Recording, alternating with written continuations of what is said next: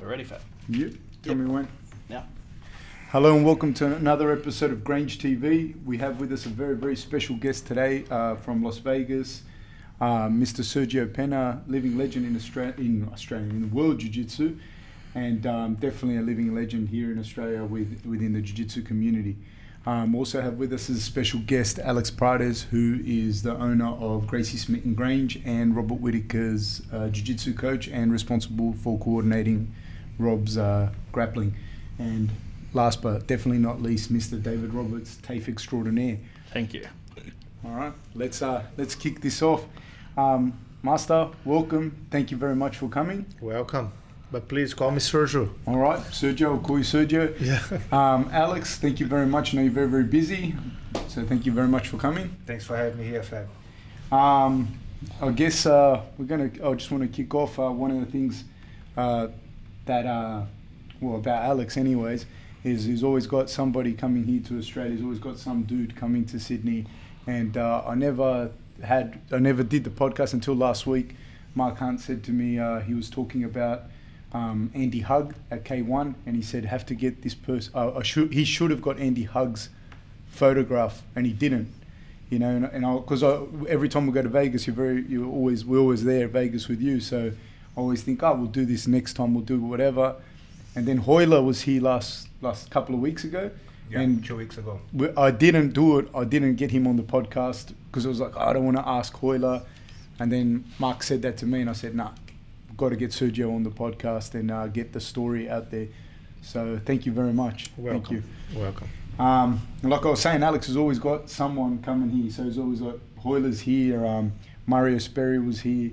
Next month we've got Murillo Bustamante staying. So all these people that are, if you're a jiu-jitsu person, and I said those names, Sérgio Penha inclusive, and Alex just has these people living at his house. So it's amazing, you know, it's a really amazing situation there. Speaking on that, can you tell us where were you born? I born in Rio de Janeiro. I have a 58 years old, and I'm practicing jiu-jitsu for the last 42 years. Okay, and can you tell me a little bit, because just by your age and you grew up in Rio at that particular stage, I just want to get straight into it. What was that time frame like? What was that time in Rio, especially in regards to Brazilian Jiu-Jitsu, when you were, because you got your black belt at 20 years old. Yeah, so that would have put you right in the hotbed at that particular time of Jiu-Jitsu. So what was that like? Yeah, back in the days that Jiu-Jitsu is more like it's amateur sport. It's still amateur sport, but at that time it's just to have in Rio. You know, that's and you start training. It's more romantic as in that time. You know, that's not like it today. Today is all over the world. You know, that's it's more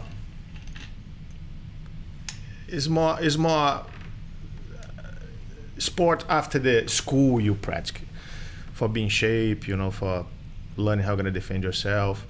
The jiu-jitsu started like that in Brazil back in the days, you know. It's more for the people learning how you're gonna defend yourself and do some sport. It's not like today. Today is those guys are almost professionals. You came through at that particular time. Who was your instructor? Osvaldo Alves.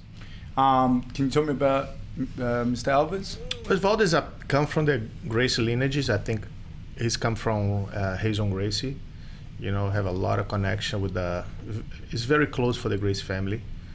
And he's a black belt from judo too. He's a Pan American champion in judo. And basically start training jiu-jitsu and judo with maybe 10, 11 years old. And probably now Osvaldo have maybe he's lie his age all the time. Yeah. You know, his time is at 78, but I believe he's have a 83 years old. Do you still see him?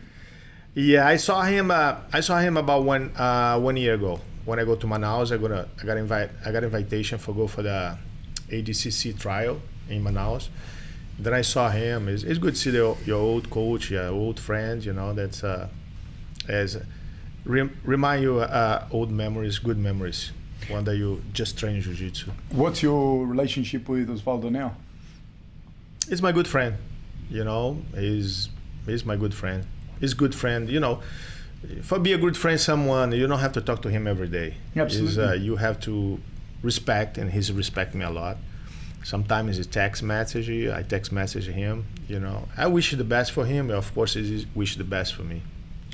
When I remember we were, like I knew who you were, but I didn't know the full story and everything. And I remember we were getting ready to fight. I think Rob was getting ready to fight Jacare in Kansas City, and I think you and Alex had spoken because you were training at Osvaldo's gym when Jacare was a blue belt.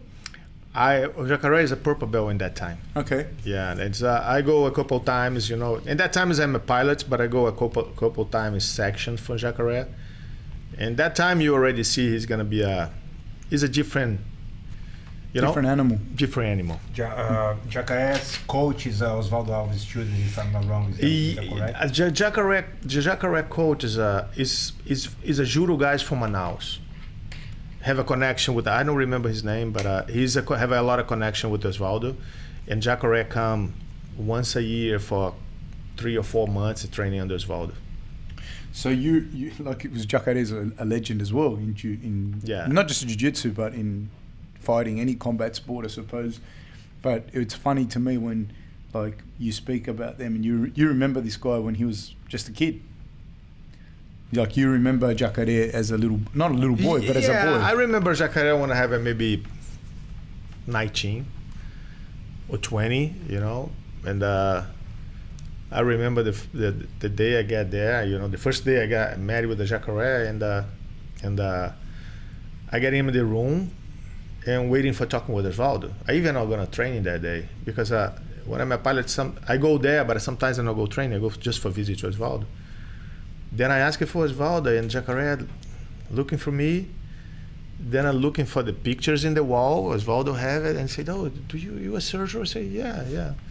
You know that's Osvaldo's not here right now, but he's come back. He's come back soon, of course. Osvaldo not go there in that day. Then I have back home.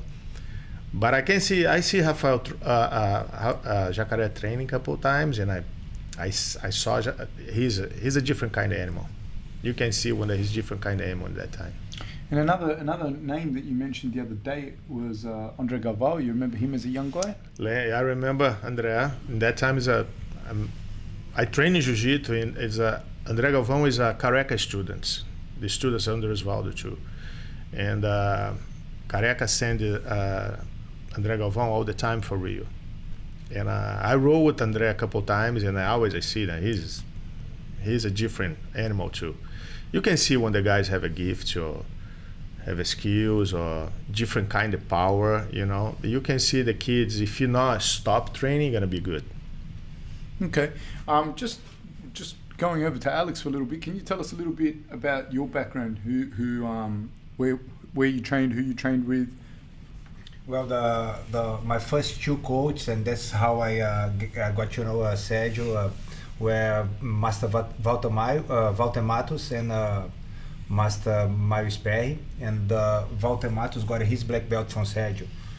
Okay. So you know that's how I remember. That was I think 95, Master, that he came to around there. A few classes seminar to us in south of Brazil, and you know the legend of Sérgio Penha was very strong in Brazil back. You know, it still is, you know, but I remember first time he went there and it was like blow my mind. He's still doing.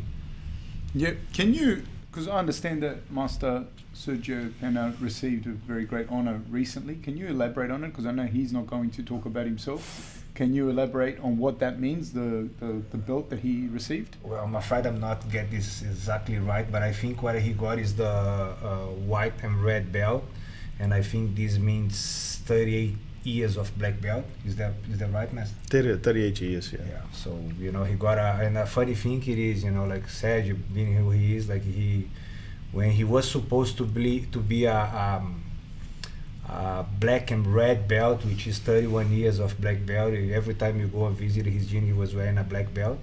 He took age, you know, for him to accept that, you know, like that he should put the belt. And same thing with the red and white. He had the time to do, and then because you heard people, histories about people putting the belt before their time. Yeah. You know, and he like was the, I think how long you wait after you have the 38 years to. Maybe a couple of weeks. You know, it's the same if you change your wife. You got your wife for 38 years, you know, then you change, you're gonna feel weird, you know, that I never changed my wife. The wife not gonna, you know, but let's not start rumors. Yeah. Start trouble. But I believe that guy. I believe if you go change, you're gonna divorce, you gotta not, man, is you don't feel good in the first until you know, but I take a couple weeks. But last time we in Vegas, I think he was supposed to be red and white, but he told me something about, I'm gonna wait, you know, the day that they make a ceremony or something. I'm not gonna put the belt myself. So they gave to him on the words, if I'm not wrong. Yeah, and the master words. So I remember watching the ceremony and that, so I saw that. But now you get, like, just for people that don't do jiu-jitsu or that might do a little bit, you talk about a red and white belt, and you're saying that is 38 years of jiu-jitsu? No, after 38 years of black belt. Okay, so you have to be a black belt for 38 years. Yes. Then you get your red and white belt. Yes. So I imagine that there's not a lot of people running around with that red and white belt. Yeah, the last time is my son Rafael tell and watch and check. They have 19 people there. 19 people in the world Yeah. have that red and white belt. Yeah. So Alex, when we're talking about that, it's not just the fact of like the guy sat there with a black belt for 38 years, like because that in and of itself is probably, you know, you could get your black belt in just age. Can you tell me a little bit about? Because I can't talk about Sergio's jiu-jitsu because it's like stupid. That's what me saying. Nah, look, he shows the moves and he does the exact opposite. I just go, I don't want to do jiu-jitsu or grappling anymore.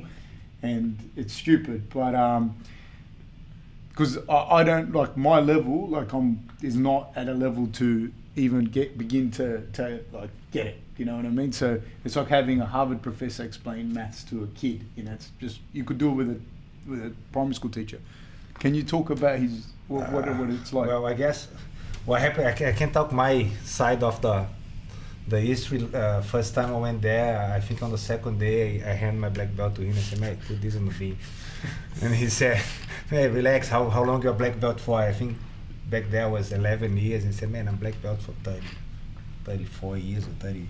You're gonna get there." That's why he lied to me, you know, that I would get there. So, but you've been a black belt yourself for 11 years. Yeah, 12 years now, yeah. 12 years, okay. So that's like that in and of itself, there wouldn't be a lot of people like that. That's a big achievement as well, I think, anyways. You know. Not really, I guess. In those days, there's so many black belts. Yeah, but to be working in the field, I think, I don't know, Master, what do you think? You see that it's always a big deal you're going to be a black belt, you know. That's sometimes the guys that somebody tells, you know, how long it take for I got a black belt. At least 10 years. But not too many people can be a black belt. Not too many people is gonna be in the level for Alex, you know. That's because it take a time, take a dedication. For his how many years he's practicing jiu-jitsu? For at least 20 years. You know, is a lot of dedication. That's a lot of dedication. Because you're out here doing seminars and teaching some classes, and you taught a few classes to us in the gym, and then like we have a few professional fighters. Rob was there as well. Robert Whittakers is middleweight world champion, and he's like, I don't want that guy talking to me before I fight. It makes me feel like I don't know anything. So just I guess for anyone that is interested, just if you get a chance to ever be like with Master Sergio Penha in the room, just to see what he can do, like it's other. No, I can't say other level. It's many levels beyond. And so on that, going back, because like again, it's not just doing the jiu-jitsu for 38 years or 50 years or 100 years. It's also, I think, the hotbed in which the greenhouse that created that effect. So I guess during that time when we spoke about these current legends like Andre Galvao and Jacare, and you remember them as boys, but then when you were coming up, your main rivals in jiu-jitsu were who? My main rival in jiu-jitsu? Yeah. A bunch of them. You can name a few of them. Yeah, but not not those rivals. You know, that's you in the career for jiu-jitsu. You have many battles for good fighters. You know, that's like Rickson and Mauricio Gomez. But Mauricio Gomez, Roger father, is last summer when he got his white and red belt. He's come from my gym, and you stay 2 days, train with each other, share the knowledge with each other, and go dinner with each other. You know, he's rival in the back of the days. Today is not rivals anymore. No, of course. But I think one of the things that's so cool is to hear you say, like, you know, Mauricio Gomez or whatever, and obviously back in the day, you're rivals. Like you think you cannot be friends for the guys you're gonna fight. No. And then now you, like you said, you go to dinner with them if you see each other or whatever, and that's pretty cool. Can you tell me about some of those matches, like because for us, like when you hear about, you had a match with, I don't know, people that had matches with like Royler Gracie, for example, or you have a match with Rickson Gracie, you hear about Holz Gracie or any of those guys, and you think, well, what's it like to have a match with someone of that magnitude? And conversely, you had a match with Sérgio Penha. What's Sérgio Penha's take on Mauricio Gomez match? No matches. Okay, I matched with Mauricio 2 times. I beat him. I'm a middleweight. He's heavyweight, and we match with each other with the open division. He's beat me 1 time. I beat him 1 time. You know, that's in that time the same as you told you are rivals. As a jiu-jitsu the school is a rivals like that. You put the both together. They both try to rip his head off. You know, with no doubt about. But have a mutual respect to that. And it's a great match, me and Mauricio, and he's a great guy. You know, that's in some points I want to match with him again, but I got promoted for black belt. You know, and we don't have any chance for got rematch. What was the atmosphere like in Rio at the time, with all those names competing at the time? Mauricio Gomez, Rickson Gracie, and et cetera. I come from the small school, you know. I come from the school is not have a power, too much power. You see that some teams have a more like a big team for Gracies have a lot of power today, right? Imagine it's about 38 years ago. You know, it's a more power. Is a lot of pressure under us, because when you come from the small school, where you come from a nobody background. You know, my father is not a jiu-jitsu guy. You know, I don't have nobody for. I just a small guy, you know, and want a performance, and against the big team.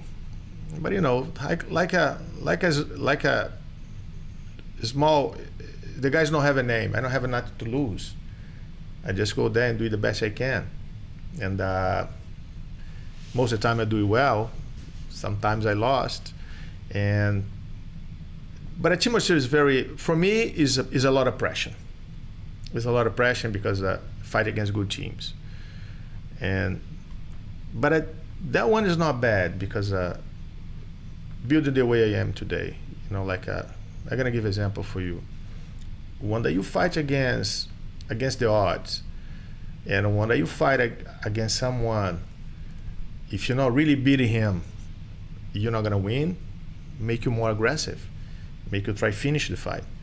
That's come from my game. My game is a submission. I like submissions, you know, because if I don't submit, I'm not gonna win, because too much power for the family, great family, you know. But I still missing that back the days. I still missing for the old days. Oh, you still miss those battles? I still missing the adrenaline. Yeah, I still missing the challenger, you know. I still missing after the competition, you know, when the guys everybody tell, oh, you don't have any chance. And against the odds, you see you have a chance. You can do it, you know. It's just that the environment's like that. You competed against Rickson as well? Yeah, I compete against Rickson. Because that's a famous competition, a famous match that people have spoken about. Can you speak on it? Yeah. I beat him for 90 minutes and a half. He's beating me for 30 seconds. But his 30 seconds more effective my 90 minutes and a half. Yeah, yeah. So were you guys the same weight? Are you the same size? Same weight, same size. Everybody tell I'm bigger than him, but we have the same division. I have maybe 1 kilo or 2 kilos more than him, but it's the same. But everybody tell, oh, you're bigger than him, you go for the open division, or no, I'm not bigger. 2 kilos against 1 kilo above just someone is not show you bigger than him. Correct me if I'm wrong, was this a match, obviously I wasn't there at the time, but this match was very anticipated in Rio at the time, like it had been building for a long time, the Sérgio Penna Rickson Gracie match? Yeah, I think not the match against Rickson, because in the beginning, I supposed to fight with compete against Hollis. Hollis the best guys for the Gracie, family. Yeah. And did you ever compete against him? I never have a chance because I supposed to be competing in that competition with the Hollis, and some reason why switch Hollis for Rickson. Okay. Well, it was not a match. It was a division, a comp that. It's a division that you got to compete with. With the Hollis, I was supposed to be competing with the Hollis in the open division. Okay. Because Hollis is smaller than me. Hollis, I think, have 72 kilos, 70 kilos or 72. He's the best guys for the family. Hollis was? Oh yeah, he's no doubt about. When I go compete with him, I have 10 kilos more than him, but I train hard for beating him, but. Today's be clear. Maybe I don't have any chance against him. He was that good. He's that good. He's good. Have you trained with him? No. Osvaldo teaching him in private, stand up. Osvaldo, his coach, judo coach for Hollis. And my day one, I started training jiu-jitsu. Osvaldo always talking about Hollis, how good he's are, how technical he's are. How he's hard, how his mind, how is he strong, and that's Hollis my supposed to be my idol. At this time, he had a bit of wrestling knowledge as well, because I know that he was very in front of his time. In that time, I think it's 1 year after that, is the wrestling come from Brazil, and the Hollis I think is for the first big wrestling for Brazil. He's American, his mom is American. And he's travel all over. Always come for America for training wrestlings. Okay. Is the first jiu-jitsu guys with the open mind. He did judo because Osvaldo had the judo background, yes. So he did judo. He was obviously a Gracie, so unprecedented, and his mum was from the US, so he compete wrestling. Wrestling, yeah, and more like a. Before is the mentality for the jiu-jitsu before, is you don't need nothing else, just jiu-jitsu. That's a big mistake. Everybody can see today.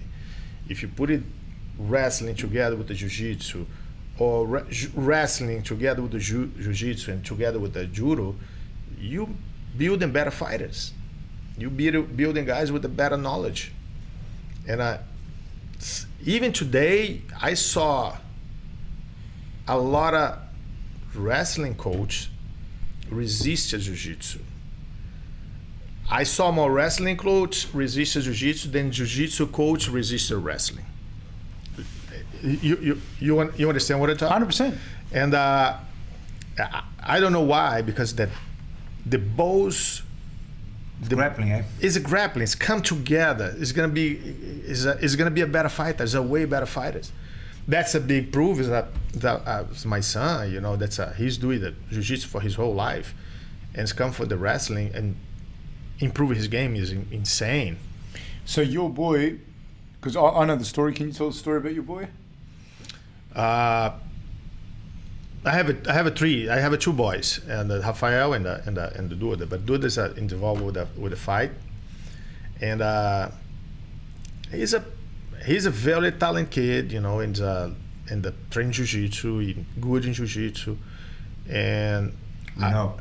100%. Yeah, and I in the high school, you know, in US, every high school have a wrestling.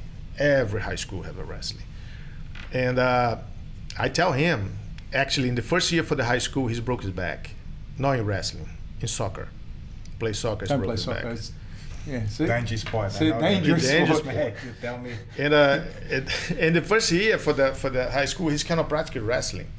He's use a brace for 3 months, and then in the second year, he's go for wrestling and team without no wrestling, without no any rules for wrestling, you know, with just the background with the jiu-jitsu in the background for judo. And his record is a 55-5, something like that. And I say, I don't tell he's athletic in that time. I don't tell he's good in that time, but what's bringing him the skill like that was a jiu-jitsu bringing the skill he's like been that. grappling since a little boy. He learned to walk on the mats, you told me. Yeah.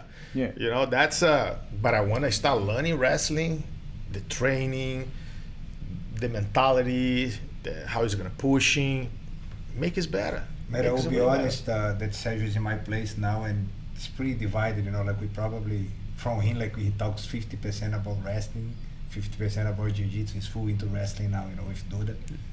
Yeah, I tell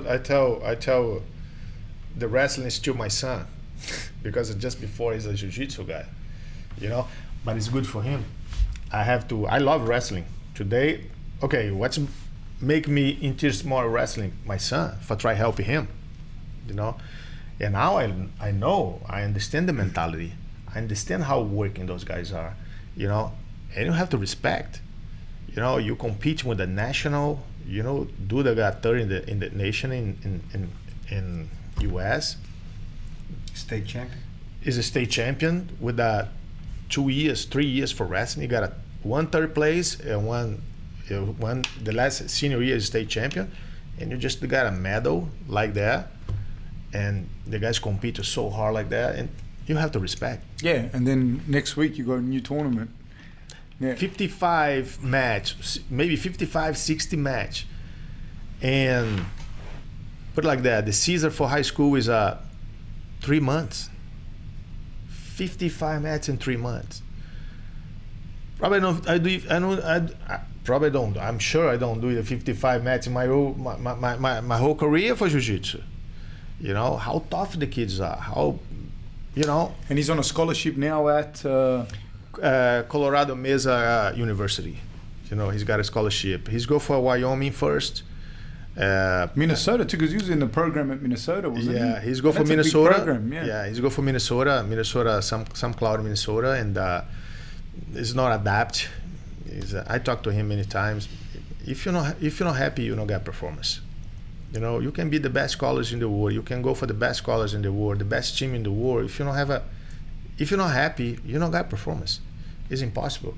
First condition for your performance, if you like the place you train, if you like your coach, and you trust, and you like, he's missing home all the time, and now he's go for last year. He's a red shirt. He's have to sit 1 year for be transfer, and is now in the Colorado Mesa. You're full into it, eh? You understand? No, I understand everything you're saying. Absolutely, yeah. Going back to when we're talking about, so we spoke a little bit about it. Can you talk about the actual match you had with Rickson?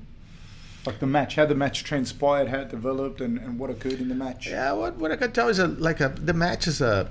Sorry, and I just want to say this because maybe to you is a match like it's a match, and you could talk about 30 other matches, but I think for everyone else, it's like Sergio Penna and Rickson Gracie. Like, if I had Michael Jordan here and Charles Barkley, I want to hear what they thought in the match. You know, you know what I mean, in the basketball game. Do you know he has a video of this match? I beg him to show me. Yeah, when I die, you can see. That's what he says.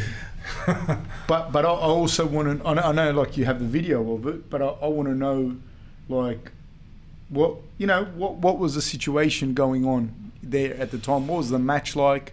what was the feeling like between both of you at the time? Because for all of us, it's not just a match. We want to know, like, you know, what is a great. Rickson is a great man. It's a great fight. You know, this is a good fight. You know, there's no doubt about. He's beating me. You know, but in that time is you have to you have to see. The kid's 20 years old. I have a 20 years old. You're both the same age? Rickson, I think, is 1 year older than me. Okay. You know, but put like that. You put the one fighters today by himself against one big team. You know, when the guys have a support, Rickson have a support. His whole family support him. You know, his fathers, uncles, you know, his cousins. You know, the families are huge. Just to have a tradition in jiu-jitsu. Imagine if you have a one kid like me, 20 years old, tough, you know, but 3 years from jiu-jitsu, fights against good matches, against the big name for jiu-jitsu, without any support. You know, that's make a difference. You know, that's What do you mean by support? Support for Osvaldo is a great coach. Is in the match, you know, in the teaching jiu-jitsu super well. You know, that's have a lot of knowledge. But sometimes you gotta be a coach in the match, teaching jiu-jitsu. Sometimes not the best guys for be a coach in the corner. Right. Makes sense. 100%. You know, and in that time, I think is if you come from me and say, Sergio holding, you got a lot of points on top. You don't have to submit him because I want to finish him. Probably gonna win the fight. You understand that? Sometimes Osvaldo is I have a one. I don't know if do it wrong or do it right, but if you put him, if he's in the corner or put his picture, it's the same thing. Makes sense. Yeah. He's my friend. He's my coach. He's teach me jiu-jitsu. But that's a real story, you know. And sometimes the coach have to scream for you. Sometimes you have to go. Oh, no, you have to go forward, go back, you know. And that's exactly what happened. I think is the Rickson maybe have at least 10 guys in this corner, and or more. Experience, you know. That's imagine like that. I go to match. The referee is a Mansour, is a Sérgio Gracie student. And that time is that I have a three judges. I don't remember, but I have a 2 or 3 judges, right? And I have a center one. Everyone is a Gracie student, you know. Imagine one kid's coming that 20 years old, good, tough, maybe tough kid, but with against a whole family. I think if you put in the scale like that, is make a difference. And I not tell nothing, but is Rickson can tell you. I think I have a kids one month before. I have a broken ribs. You know that's back the days. The match is got a delayed so many months, and I got hurt. Bad luck for me. But I don't excuse. You know, his performance well. You know, he's resisted the whole pressure I give for him. I think he's doing a good job. I have to do a little bit more 30 seconds better. Then I'm gonna win. But can we say as well, the job of the fighter is fight. The job of go out or go ahead with a fight is the coach's job. Can we say that as well? Yeah. You know, that's it's a good fight. It's a long story. It's a good fight. It's a good match. Probably if I play different, nobody gonna talk to the match about today. You know, probably if I win the fight's not relevant anymore. It's important like that. I pushing him. I want to finish him. I got a points ahead for him, but the instinct I have is finishing him. Imagine if I play by the points only. Yeah, but say that. Yesterday, we made 2 seminars yesterday. We had 2 seminars, one in Central Coast, Great Central Coast, and another one in the city here at Legacy with shout out for Thiago Braga for having us there. And I noticed, after, because they asked, can you show something from half guard? Can you show something from guard? All that side controls. Every single situation he shows something was a submission. So yeah, that's how you play. Yeah, that was the Exactly. other thing when Rob asked about the situation from the guy being on all fours the other day when we were training, and like every situation was a finish. Yeah. Every situation you were going for the finish. Yeah, that's the truth. That's the place I come from. This, remember what I tell when I started jiu-jitsu, when I blue belt, when the purple. If you go fight against the Gracies, you have to finish. Small school against big schools, that's the way it's working.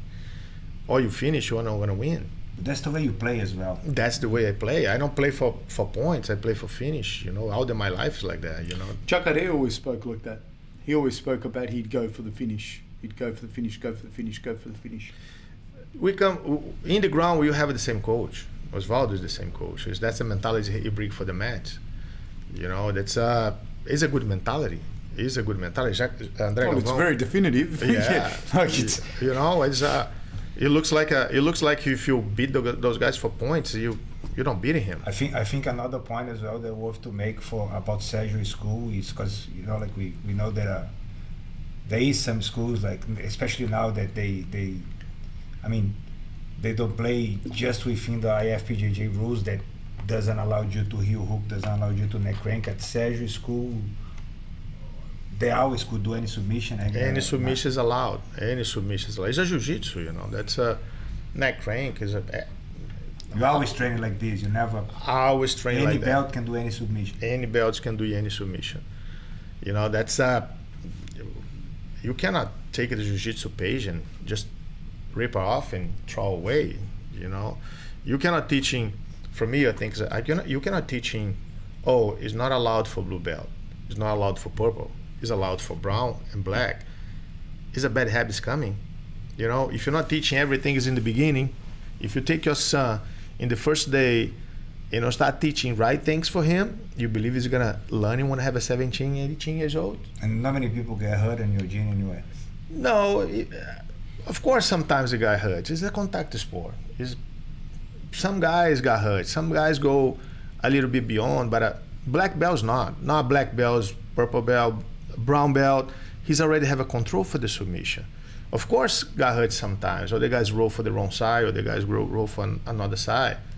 But don't teaching him. Back the days, they use their sport, don't have too many competition. It's more for self-defense. How are you not gonna teach him heel hook if somebody gonna bully in the school against the big guy? You gonna teach him not gonna pop his knee? You understand? That's a self-defense sport. He understands better than anybody else, man. I'm telling you. Neck cranks and heel hook, Fab does understand. Yeah, but if you take the rules today, if you take a jiu-jitsu rules today, listen, a lot of black belts don't know how to apply heel hooks. Why is the Brazilians have a lot of problem with the grappling America just the good in heel hooks?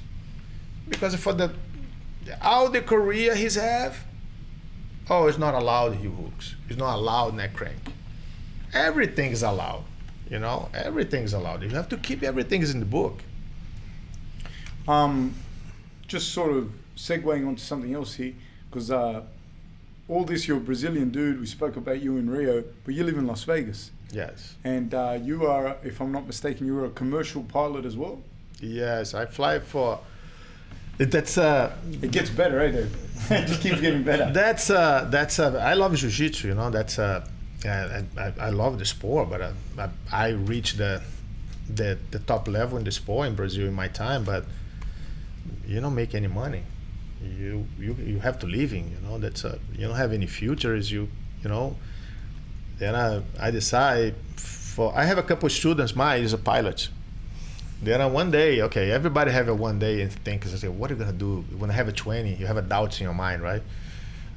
I'm good in that sport. I don't want to live in the sport, but I need to make money. What I supposed to have to do? And I talked to my friend. He's a pilot for Varig, and he's come from me, and I know he's a pilot. He's my friend. I say, what do you like to do? I say, man, I like your job. I like what you're doing. Fly different countries, you know, sleep in nice hotels, you know. Why you don't do it? I say, man, I'm not as smart.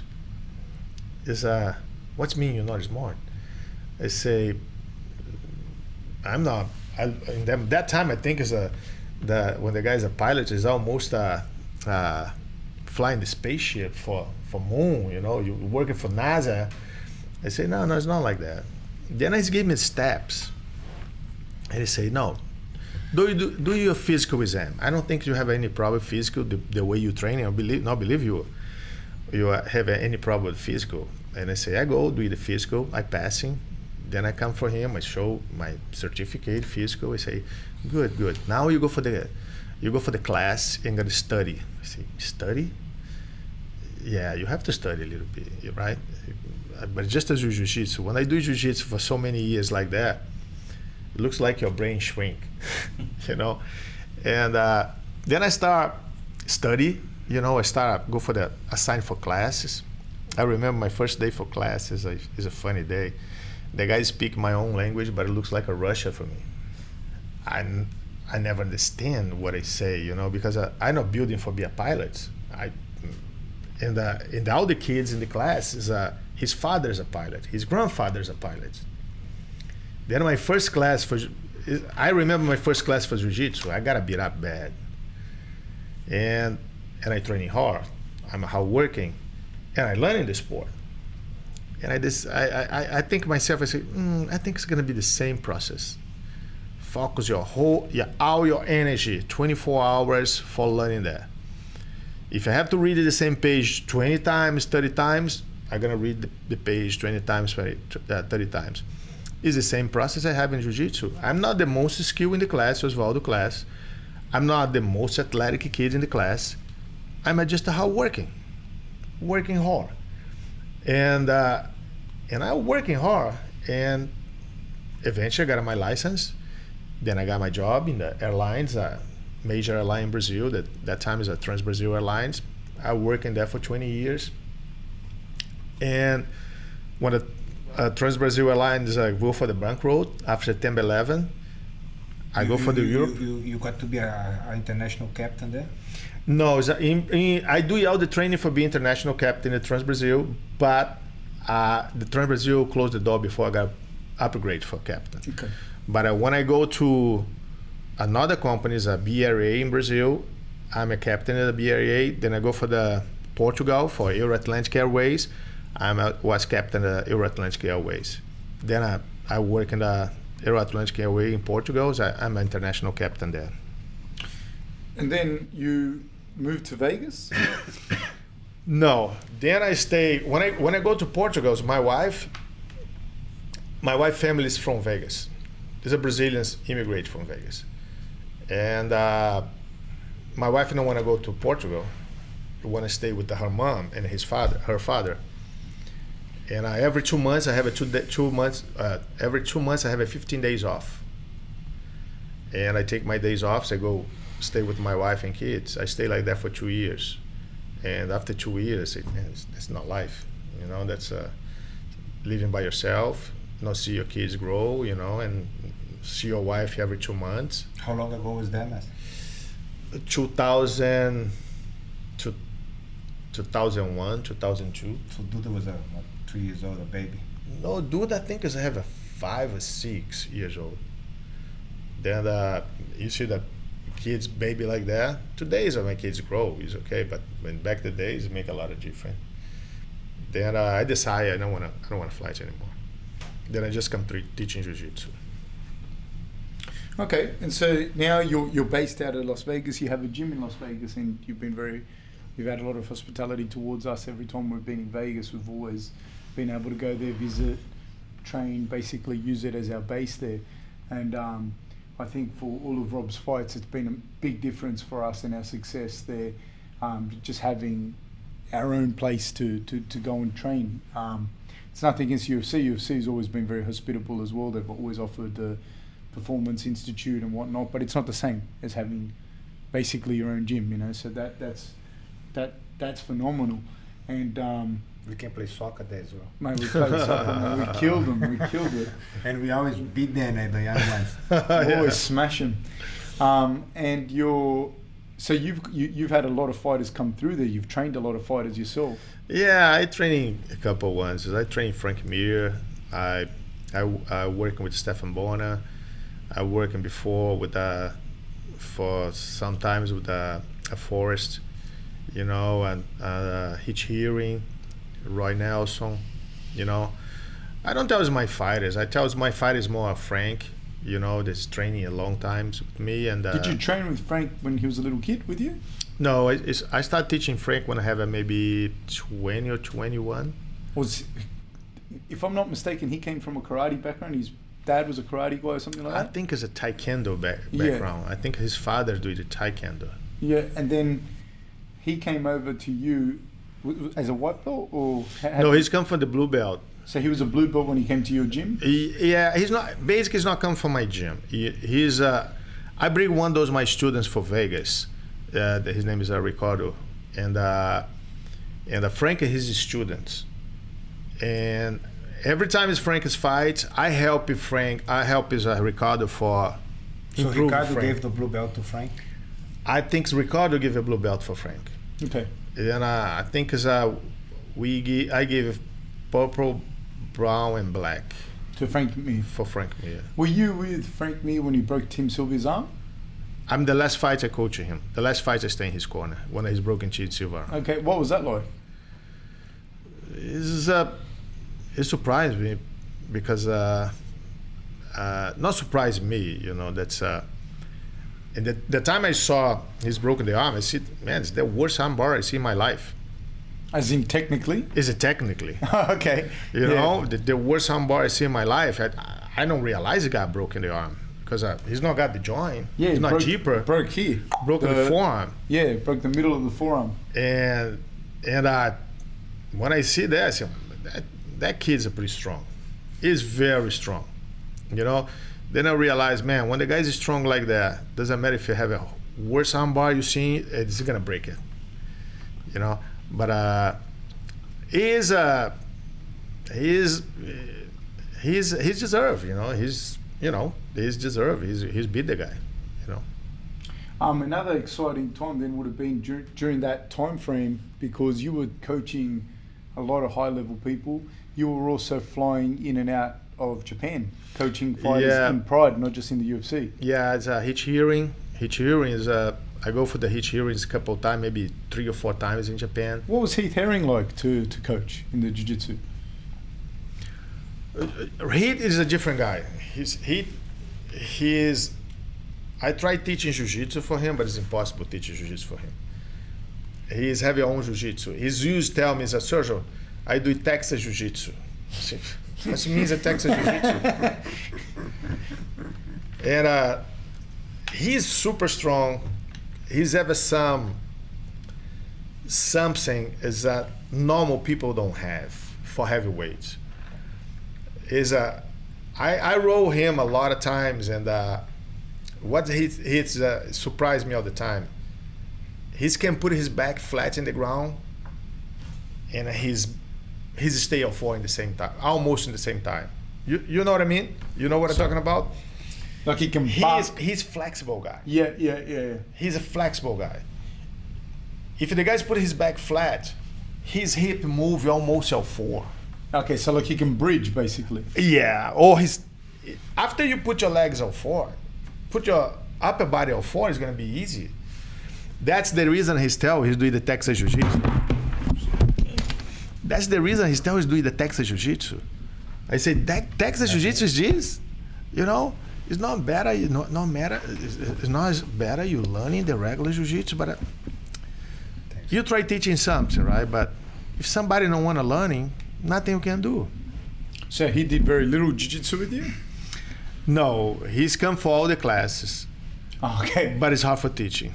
Yeah. Makes sense? You understand what I'm talking about? 100%, yeah. Basically, he's come from my gym. I coach him, but he's comfortable with those guys. He's comfortable with the Roy, comfortable with the Frank, comfortable with the guys I have in jiu-jitsu in the gym. How much work did you do with Roy Nelson? Maybe 6 months. Maybe 6 months. Good? Roy is not looks in shape, but is always in shape.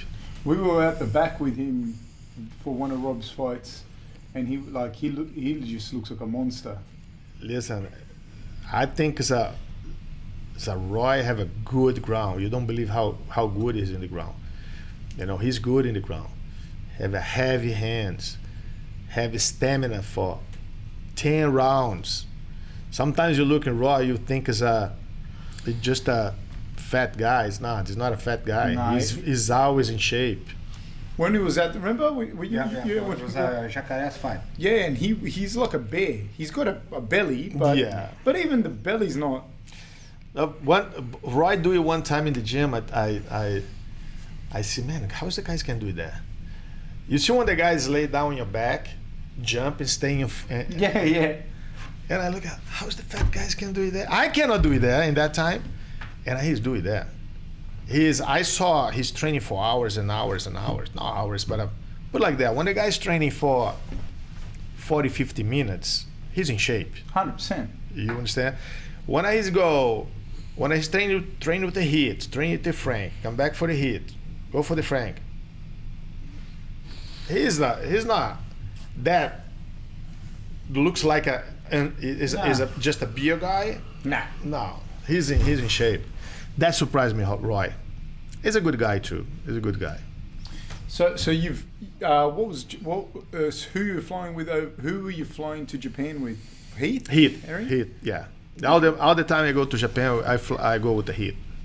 Another interesting thing regarding Japan, and that caused a little bit of controversy, I think, at the time, was did you train Sakuraba? Yeah, I got paid one time for go for the Sakuraba for stay 1 month with him. One month and a half with him in Japan. And you've had. But I not got paid for go for Sakuraba. I go for work with Takada. Oh, okay. And Sakuraba is a part of the team for Takada. Yeah, Takada Dojo. Yeah. What at the time though there was a rivalry between Sakuraba and the Gracie family? No, it was before that. Okay. I stayed with the Sakuraba right before, maybe 1 month before his fall with Conan Silveira in UFC. In UFC in Japan. He fought him twice in that night. Yeah. Remember? Yeah. And I you were with him then? No. I'm not with him. I just got paid for stay 2 months with him. 1 month and a half or 2 months. You know, then I go back for Brazil. And he's another guy you mentioned to me before that he didn't look the greatest in the gym, but he turned up to every class, but he could turn it on the night. You talk about Sakuraba? Yeah. Listen, in that time I saw Sakuraba. The way he have those guys in contract, right? Those guys just training the whole week there, sleep in the gym, you know, and the weekend those guys go home. In that time I go there, I know those, you know, it's all the fighters in Japan like that, like you go drink, like have your life, always smoking, you know. But it's in the gym, no. In the gym is those guys training hard, you know. It's like a army, it's very disciplined. Have to be like that, you know. You know, the discipline in Japan is insane. Yeah, absolutely. So now your school, you have can you talk a little bit about your school? My school in Vegas? Yeah. Yeah, my school in Vegas is most today. I like work with the regular students. You know, the professional is for me is the experience I have with the professional is not good experience for me. You know, take too much of time. You know, I prefer today's teaching regular students and make a better men's, better kids. You know, I think it's like that. So my school is I'm gonna tell you, it looks like a jungle. every jungle have to be ecologically balanced. I have a lions, but not too many lions, you know. Yeah. I have a deers.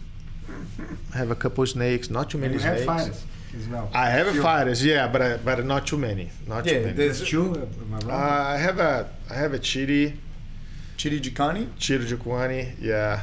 Anthony. Anthony, every 6 months, maybe 2 days, Anthony come. have to His show. brother. Yeah. Can you talk about them? Because I followed their career a lot, both as fighters. Anthony Jukwani? Both. Yeah, Anthony's my good friend. I like Anthony. Anthony have a potential, is amazing hands, amazing kickboxing. His jiu-jitsu is I can't teach in jiu-jitsu for Anthony survive jiu-jitsu, you know, because if the guy's not come too much for the gym, what I can do, you know, that's I teach him. He's hard for submit in the cage. In the cage, it's hard for control him in the cage, but he's a good guy. It's just I have to listen more and working more hard. Have to be more disciplined. And his brother? Chiri. What I say about Chiri? Chiri still have a chance for be a good fighter. You just have to change the way you think. How old's him? Sam? I think Chiri have a 26. Too young. Same as Rob. Yeah, he's amazing hands, a lot of speed, you know, kick, hard kick. His jiu-jitsu level, put like that, maybe purple belt, you know, and it just have to fixing some mistakes, you know, wake up early a little bit more, working hard a little bit more. If you do that, it's gonna be a good fight. This is one of those conversations we've had a lot. I think I've had with you a few times. I have with people like, you know, with the fighters and whatnot. And I don't even think it's just with fighting. I think it's with anything you want to do in your life, you know. If you, with any relationship, if there's 24 hours in a day and you speak to your wife for 10 minutes, then you're going to have a shit relationship. Yeah. Do you know what I mean? Like, and I think it's the same relationship you have with yourself that you have with your job, with your career. I think sometimes I speak to people and they go, how often do your guys train? Not my guys, but you know, the guys from the gym. But how often do they train? Thing, and you say, Rob does, he does 4 or 5 sessions a day, depending on the day. Adds up to X amount of hours. I think he does 22 sessions a week. And people say, oh, you know, that's too much. He should do this, he should do that. And my answer to that is always, it's not too much if that's what you're doing. If you're trying to do that, but then you finish training and then you go and have a beer at the pub, you know, and you get drunk that night, then you go to the nightclub, then no, you 22 sessions you're not going to be able to do. But if you're a fighter and you want to be world champion, or you want to be very good at whatever you do, then if you do those sessions, you go home, sleep, eat, see your family, plenty of time to do it. And one of the things that it's not the first time we spoke, but like last time you spoke, and I think a couple of times in Vegas we spoke about it, and it's bad for them because like I was speaking with Sergio, and Sergio's like, well, I train 6 days, 9 hours a day, and then I know that when I spoke to Rob about it, Rob's like, oh, you know, because he had no friend in Sergio, you know what I mean, to speak about it. We've been speaking a lot about it. Pretty much what we do, what you do, you know, and Sergio doesn't stop to tell me like these guys, they don't realize how lucky they are to have someone like Fab behind them, and you know, and I know you're gonna say the whole team, but, you know, in fact, you know, like you are the engine behind, you know, and your work ethic and. Yeah, that's I think it's like that. Robert is a lucky to have you behind him, guys. It's not doubt about. I think those guys don't realize. Sometimes misunderstand. You know, when I work with the Frank or what those guys fight with the Chidi or Anthony, I'm not there because of the money. I'm not there because of the money. Because I there because the project for make us better. You know, make us win. I hate lost. if you're gonna play soccer with me, I'm horrible in soccer, but I don't want to lost. Yeah, I'm the same. You understand? That's the way you have to be. Those guys have to be like that. The guys deal well with the lost. Something wrong with him. Okay, the guys lost to go for the nightclub. I don't understand. Celebrate what? You know, I used to be when I train and when I compete in Brazil. If I win Saturday, Monday I'm gonna be in the gym because it's a passing what I win. You know, that's if I lost, I got depressed. But on the Monday I'm gonna be in the gym the same way. But some guys not have the same mentality. You know, think as you know. Of course, I want to make Anthony or Chidi one. I make those guys successful. I make those guys make money, you know. And guarantee you, like me, I give a tips for those guys. Like, what are you gonna do with your money? Because I see so many guys do it, throw his money in the trash, buy a motorcycle. See, how is the fighter can buy a motorcycle after they make it $300,000 or $400,000? That's the worst you can do. Did you know? I tell those guys, and those guys buy a motorcycle. What you can do, you know? Your those years, like from 17 to 23, 24. What was your training day look? What did your training day look like? I like tell jiu-jitsu is my medicine, you know. I drive my angry for something in jiu-jitsu. Then I start training like a normal guy, 1 hour a day, 1 hour, 3 times a week. Then I feel so well, I increase the dose for my medicine. 2 hours, 4, 6. Basically, when you're young, you're training 4 hours and a half in the morning, 4 hours and a half in the night. How many days a week? You use training 6 days a week. Saturday is just the morning section. Just 4 hours on a Saturday morning. Yeah, just 4 hours, Dave. Yeah, Saturday, that's all. Just the 4 hours in the morning and Sunday. I don't tell you rest. I like play volleyball in the beach, you know. And in the summer in Rio is very hard. Sometimes you lost 4 pounds in the end of the day. That's my basic day rest. I do something like I do sport, but it's a different sport. And I'm not the nightclub guys. If I drink 1 beer. You know, that's it's like that. When the guys, I like what I do. If somebody tells, oh, you don't like nightclub, I say, listen, I feel the fish off the water in nightclub. I don't know how I'm gonna dancing. I don't know how I'm gonna move. I feel weird in that place. You know, I feel good in the mat, and that's when I tell you I have a boring life. Boring for someone, but I like it. I like the way I live. I come in Vegas. I teach in my gym and come back home. And come back for teaching the night. And after teaching the night, I like see the soap opera. What? Which one? I have one in Brazil now, and I have a Brazilian channel, and and me and my wife go see all the time. But I forgot the name. Can you believe he called his wife not to know how is it going? For real? Yeah, he wants Yeah, no, so in the beginning I criticize her so much, right? I say, but why you can see that? How you can see that? Then I sit a little bit. I start watching. Now I hook it up.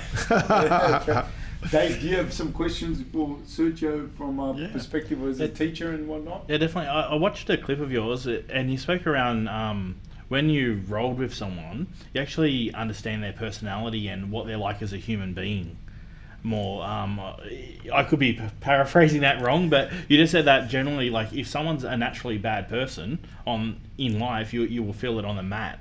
Can you explain that? And Alex, if you've had a similar experience? Alex and Fabrizio can answer that because the guys live in the match the same way I live. You see when the guy is a good person in the match, you know? everybody can hide yourself for maybe a week, can show, oh, I'm a nice guy. But if you training the guys with a And then 6 months, someone, you know. no, you can neck crank him, but no, you can neck crank him. With love, I must. With the love, yeah, with the love is a nice, right? But that's the truth. You know the people in the match. You know, you have the idea what's his personality. Some guys very shy, somebody's more aggressive, you know. Some guys like doubt all the time, or some guys don't believe in you. And I say sometimes, my guys, man, I tell you for doing something, you pay me if I don't listen. Don't make any sense for me. You come here for what? You know, I don't looking for you. You're looking for me. You're not gonna listen what I say. I cannot help you. You know. But that's the truth. That's the most, how you say, the most clear is situations you can imagine if you put the guys in the match. In the match, everything is involved. Pride, ego, fear, doubts, you know. Every feeling you have in the match. And you can see when there's guys in the match, everything come out, right? Absolutely, for sure. Everything's come out for the people. I don't tell you 100% I'm right, but I put it like that, 90%. Alex, any go? I couldn't agree more. But, another thing, I'm interested in, like, Fab and I spoke about this a fair bit around sort of the lack in today's sort of day and age. Everything's fast. It's no one actually does an apprenticeship or a traineeship like they used to, where you're saying that, you know, you went through a whole different stages to get to a master, and then even as a master you're still acknowledging that you're learning, and then there's still more to take on. How do you feel in today's day and age around people not actually taking their time to do the basics and growing? Can I say something just before thing? Because like even, I don't know, the term master to me for Sergio is even not even it doesn't do him justice, because like if you think of like just sorry to take away, then you can ask it again. Like if you think in terms of academia, there's like, you know, people that are, you know, that they are a source, and I think you quote that person, etc. And then there's university professors, and then there's people that there's a handful of those people in the world. And so Sergio is like one of, like he said, 19, maybe 20, I don't know, 19 people. Let's say there's not, but let's say there's only 50 people in the world that can do that level of engineering or architecture. And so Sergio sits in that group of people, and to be able to just talk to him and get that understanding, I think anyone that gets to that level of in any field, that's a level we're talking about with him. So that's and so it gives even more strength to what you were saying. And that journey, like that's not, you know, overnight thing and you can wake up and you can magically do something. What would you say to young kids now who just want to be the best but not do the hard work? Listen, first, I'm not considered the best. You know, I don't feel like that about myself. When I started jiu-jitsu. I never have any idea I'm gonna be in jiu-jitsu for so long like that. I just fell in love for the sport, and I don't believe I'm gonna be a black belt. But as soon as I fall in love for the sport, I'm gonna be. I wanna be the best I can, best blue belt first. You know, the guys tell me listen, you don't realize I don't have a plan for be a red and black belt or red belt. You know, I don't have a plan. I don't believe you're gonna live in so long the way I'm living today. And but when I do it the best I can. You know, everything's in my life. Whatever I do it, I want to do it the best. I want to do it well. I come for the stage. I don't believe you're gonna be a good black belt, and I want to be a good blue belt first. You know, then I got a purple. Man, I gotta do a great job for being a good purple belt. You jumped brown belt, eh? I jumped brown belt, but when do you think? One of only a few people to do that too, eh? Yeah, maybe. The first one, because Osvaldo is famous for it, you're the first one that... I'm the first one he's gave. But that's the point. You don't have a plan for anything. You know, just my mind. I want to do it well, blue belt, well, purple. If you think like that, your expectation, okay, I want to be good purple belt. I do it so well, I jump for the black belt, for the brown for black. If you tell me if I'm agree, not, you know, but my teacher give to me, you know, because today what Osvaldo do it, what he's doing, I'm a good purple, but experience is a brown belt, give you more experience for you, more time, you know. You don't spit it out too much on knowledge, because some knowledge take a time for be mature. That's today I have a division, you know. But what did Osvaldo do when I give him a black belt, purple for black? I have to train him more. In my mind, I have to train him more. I have to be more dedication. I don't have too much time for be as good they want to be. You understand? I talked to Alex today. Sometimes I have addictive personality. Everything I dedicate something for jiu-jitsu or for be a pilot, I want to be good. You know, I want to make my mark. I want the people see, oh, he's just more another pilot now. He's just another jiu-jitsu. No, I don't want to be like that. You know, I want to be one of those best. I want those good. I don't know if you're one of those best pilots. I don't know if you're one of those best jiu-jitsu guys, but at least I try. You know, if I not get there, maybe I got close, but I cannot judge myself. Everybody gonna judge. Like when I say, "Oh, you was a good pilot," I think a lot of my friends tell, a lot of my workmates tell. I don't talk about myself. When are you good? Like Robert, he don't have to talk about it by himself. The people talk about him. Fabrizio, Alex, the worst you can imagine talk about myself. Let the people talk about you. It's much better, you know. But that's the point. Is how working. You have to working hard. You know, I don't have any plan for being red and white belt, red and black belt, or good black belt. I just hard working and try be the best I can be.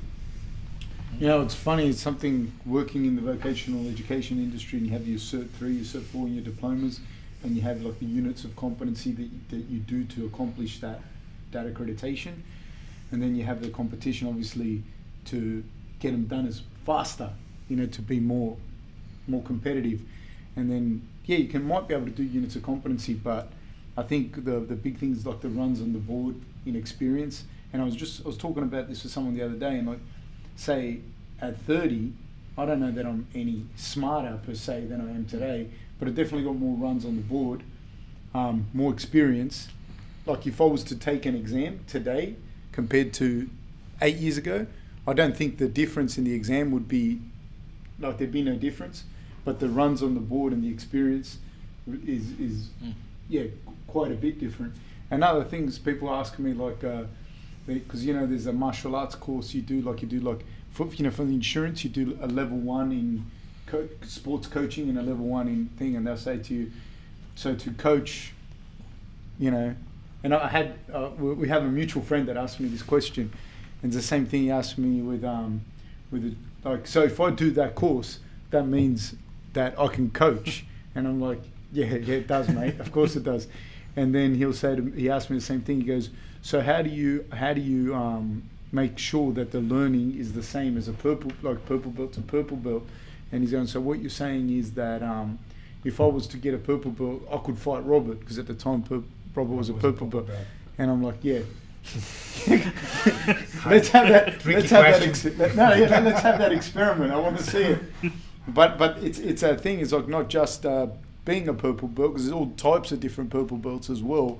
Like I would not compare, you know what I mean? Like there was, when Buchecha was a purple belt, is not the same as if my dad started doing jiu-jitsu and got his purple belt. Like they're they're not the same thing, and the runs on the board and the experience that you have is totally different as well. I think people don't because we can't quantify that. Yep. It's different. Did you have any other questions? No, that was. Another thing. So now moving forward, you were talking about your son. He wants to fight MMA. Yeah. I'm not agree, but if you want to do it, of course I'm gonna help him. You know, that's imagine like that. See someone, your friend got punched in the face, already not fun. See your son got punched in the face, is that I believe it's gonna be worse. You know, but I have to, if he really wanna do it, you know, I'm gonna support him, I'm gonna help him. If I cannot help him, I'm gonna find somebody for helping him. You know, because I go try to do my best, but sometimes I work with somebody so close like that, you feel more sentimental is involved, right? And I have to put in the scale, put in the measure for see what's gonna be the best benefits for him, you know. Because I saw, I know your son, I know you, and he's obviously very, very talented. He's very, very good. Obviously, he has very good people around him as it is. And he thinks the world of you, obviously, as I think as a father and as a coach. But going into that next level, where do you think you would coach him? Do you think that that relationship would be hard? I don't know yet. You know, that's I have to measure something. You know, the way I push in those guys. You know, I push in those guys. I have to push him. Probably have to push him more, or I have to watch myself for don't push him more than I have to push. You know, that's because sometimes when I pushing someone. Some fighters like that. Oh, what do you have against me? No, I don't have nothing against you. I want you to be better. You know, of course, Fabrizio and Alex as a coach is you understand. Some guys you pushing, but when you pushing him, you saw he can give you more for you, right? Yeah. Then you push him more. I want to see where until I can push him. Some guys I have to push him more. Some guys I have to hold him for not pushing him because he's pushing himself a lot. Then I have to see that I have to see what's gonna happen first, because sometimes is between coach and the students have a lot of conflict. You know, and okay, but when I have a coach and you have a conflict, each one go for your own house. Take a few days or few hours for cool down. Man, bring your coach for home is sometimes not the best way. And I think sometimes as a coach, the thing, like, just for us working with Rob, the thing, and I say this to Rob, and I've said, like, for me, like, if he one day, say for example, he goes, you know what, I want to move to Las Vegas and I want to go train with Sergio. If he said that to me, then to me I'd be like, can drop you off at the airport. I'm not angry. I have, you know what I mean? Like, there's no shake hands, off you go. I'll drive him to the airport, no problem. But with your son, sometimes it's that's going to be to have those conversations is going to be, you know, harder, I think. Yeah, it is. I think it's watch your relationship with Robert. You know, that's sometimes, of course, you have a bad days with the Robert, and Robert's gotta be mad with you or something because you push or the way you're talking. Because you know, you're not talking friendly all the time. You know, sometimes you have at some point you have to tell your guys something. You have to tell in his face, and sometimes the way you tell is gonna be looks like unpolite, but that's the way you are. You have to be straight. You don't have too much time for be it. Oh, I have to talk in that way or that way. That's not gonna happen like that. And then you go home, but you give a time for his think, right? A few days. Imagine if you do that one time. Come, the guys come for him and say, is I remember when he said when he's in the high school, and they say, man, it have to be great, have to be Sergio, have to be your father, and he say, and teaching jiu-jitsu, yeah, he's coming and say, yeah, it's good, but it's not good bring your coach home every day. You understand? 100%. In the home, you have to be a father.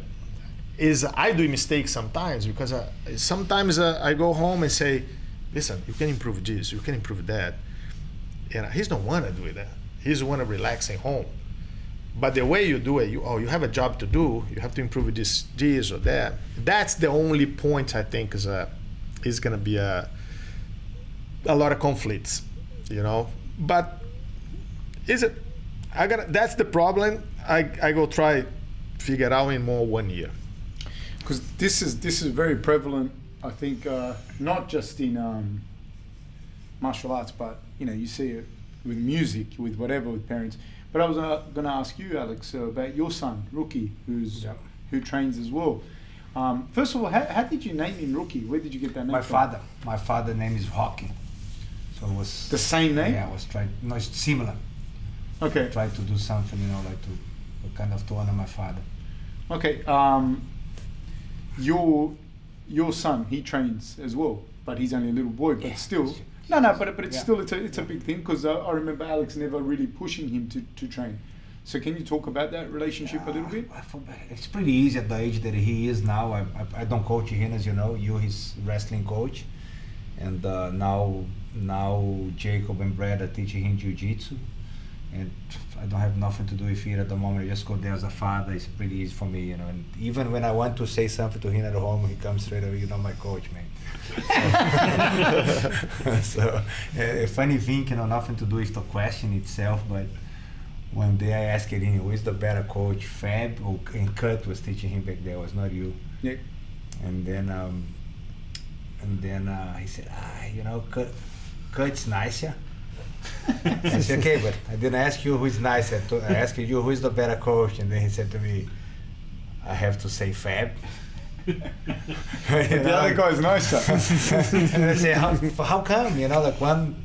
The guy's a nicer guy, but another one's the better coach. Yeah, that's the way it is. I said, okay, so you're getting it. I think it's he's 7 or 8, by the way. Yeah, but the kids tell the truth all the time. He tells something important. Sometimes the nice coach is not the better coach. There we go. This is my kid. But that's the reality. A lot of adults don't realize that, though. I'm not saying I'm better than the other guy, but a lot of people don't realize that. Brooks input. Let's make it here. And that's I see sometimes. That's very interesting the way you're talking like that, because I see some, no mention names, but I see sometimes the guys. He got a coach. The coach just tell exactly what the fighters want to listen. It's not make us a better coach. You understand? I see some coach. That's not fair, master. but that's the right to do. You have to do it. You're not gonna. Okay, I have to agree with him. I have to make us happy all the time. Most of the time, that's a conflict I have with some those the guys are working. Because, man, if the guys are lazy, I have to tell in his face you're lazy. Yeah. Something, sorry for cut you out, but something I was telling Sergio yesterday, something I learned with Fab that helped me immensely, now in my coaching as well, is that we're making a set of rules, we follow it. And, when people start to get out of it, address. And a lot of times you wanna avoid the conflict. You wanna say, you know what, I'm gonna pretend I didn't see this. And then you know what you're doing? You make a bigger problem for the future. So that's something I fully learned with Fab, that he's very strong. That's not my thing, by the way. I read that. Yeah, but mate, I'm telling you, you preach that, and I got from you, and it's spot on, So if you have a problem, deal with it straight on the, on the spot, and you're gonna avoid a future problem. And I used to do that a lot, thinking there's a lack of skill to coach, thinking, you know what, I will. I read the book. I don't know if have you read The Prince by Machiavelli? Yeah, you told me. I told you thing, yeah. And in that book, he says when you see you have a terms of engagement, and when somebody's breaking that, and you can see it, every day that you leave it. And I'm thinking of a particular situation, but every time that you leave it, it's to your detriment, to your own detriment, not even to the other person's, because like that's not going to get better. That's just going to keep escalating, and that's something like we spoke about a lot in our coaching. I'm very lucky to have Alex and other good coaches around us, and apply that principle to coaching, and it saves a lot of. It might not be nice when you say, hey mate, I've got to talk to you, and then you talk. Yeah. That part's not nice. I don't like it. Alex doesn't like it, but it saves a problem, you know. And then we put rules like, you know, like don't do this, don't do that, and then most people understand to do it. And then when you see, you know, you talk about the guy coming into the mats, like say for example, if we say you got to, and we're not even that bad, but I'm saying, like, give an example. You say whatever the rules are, you know, wear a white shirt, green hat, red boots, and you're coming into somebody else's home, onto our mat, and you say, well, why do I have to wear a green hat? Because if I wear a blue one, it's exactly the same. Straight away you go, dickhead. You know, that person is like, because if I go to your house and you say, hey, Mo, can you take your shoes off at the front? I take my shoes off at the front. It's your house, you know what I mean?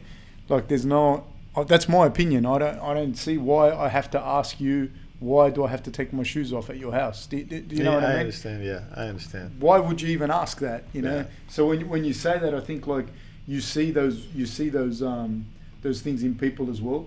Like you're not being creative. This moment of the gym is not your area of free thought and interpretive dance. If you want to do that, take a broad arts degree, you know, like that's not what we're doing here. So how many days a week does Rookie train? 5 days a week now. So how much of that is that because do you think you pushed him? Nah, not at all. Maybe subconscious to him. Yeah, like you influenced him, but I don't ever remember you saying. Now, for example, he used to do Tuesdays and Thursdays. He used to do both jiu-jitsu classes. Now he just do the first one. He just decided to do it. I think the kids got too big on the second one for him, but you know, I never say whatever.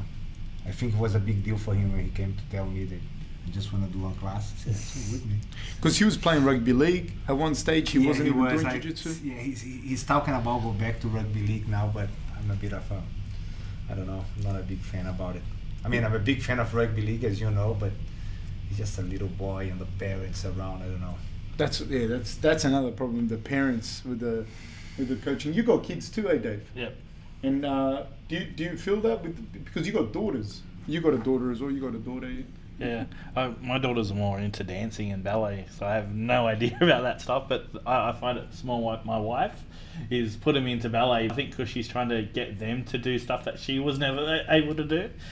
Where I'm still waiting for the boy. I want to play rugby league and tackle him. You're going to scream from outside Yeah, as well. yeah. Kill him. Yeah, saying what I just criticised my wife on doing, I want to do for my son. Nah, well, I guess that's it for us. Do you have anything you wanted to add, Alex? Nah, not really. No. All right. Master, thank you very much. I know you're very, very busy and you're here doing seminars. I think if you get a chance, anyone that's listening or whatever should. Yeah, we have another seminar at the Grange tomorrow, and then Saturday in Gracie Maitai headquarters in Alexandria, 10 a.m., Saturday 10 a.m. So. All right. No worries. Thank you very much, guys. Thank you. Thanks for having me here. Thank you. Pleasure. Thank you. Thank you.